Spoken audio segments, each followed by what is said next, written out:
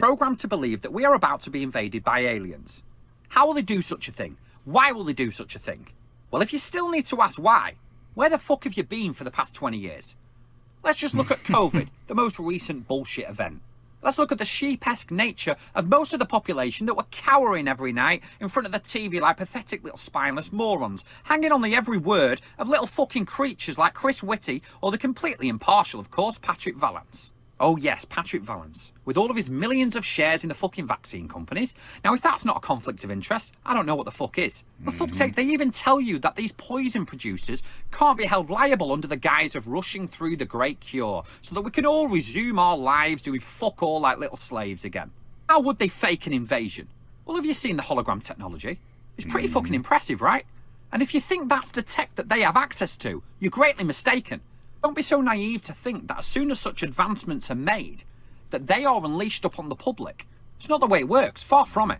In fact, the technology that they show us is fucking prehistoric in comparison to what they have.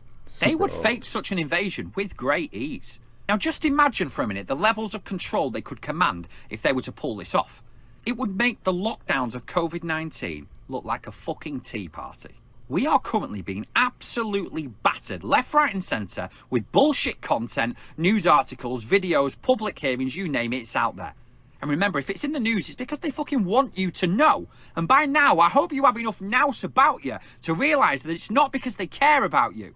Let's take a look at the death cult brainwashing from around the world, because this truly is blatantly fucking incredible. Perhaps we need some outside universal threat to make us recognize this common bound. I occasionally think how quickly our differences worldwide would vanish if we were facing an alien threat from outside this world. Are you aware of an impending attack on the planet Earth?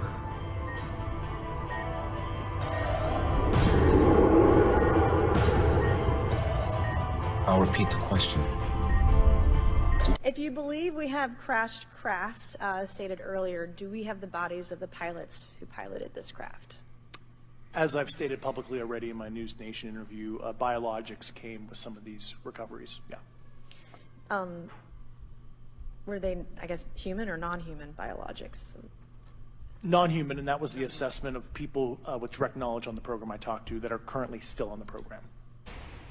We'll return to our coverage of the earthquakes and the aftermath in Turkey and Syria in a moment, but first I want to bring you some breaking news that's just come into us here at Sky in the last few minutes. It's come from a tweet from the Prime Minister of Canada, Justin Trudeau, who has said on Twitter, "I ordered the takedown of an unidentified object that violated Canadian airspace at NORAD Command, shot down the object over the Yukon. Canadian and US aircraft were scrambled and a US F-22 successfully fired at the objects." The Prime Minister goes on to say that he spoke with President Biden this afternoon. Canadian forces will now recover and analyse the wreckage of the object, and he goes on to thank NORAD for keeping watch over North America. Now,